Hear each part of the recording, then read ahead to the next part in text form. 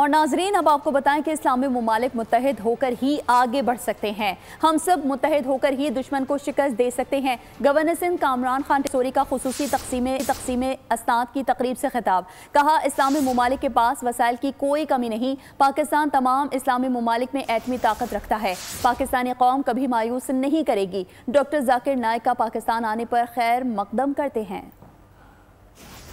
دشمن کو ناکام کرنا ہے اور دنیا میں اسلام کا پرچم سر بلند کرنا ہے تو ہم سب اسلامی ممالک کو ایک ہونا پڑے گا۔ پاکستان ان تمام اسلامی ممالک میں ایٹمی طاقت رکھتا ہے۔ پاکستانی قوم اپنے اسلامی ممالک کے بھائیوں کو کبھی مایوس نہیں کرے گی۔ ڈاکٹر ذاکر نائک صاحب، میں ان کو اور ان کے بیٹے کو اس گورنر ہاؤس میں تہہ دل سے ویلکم کرتا ہوں۔ سبسکرائب کریں اور بیل دبائیں تاکہ کوئی خبر رہ نہ جائے۔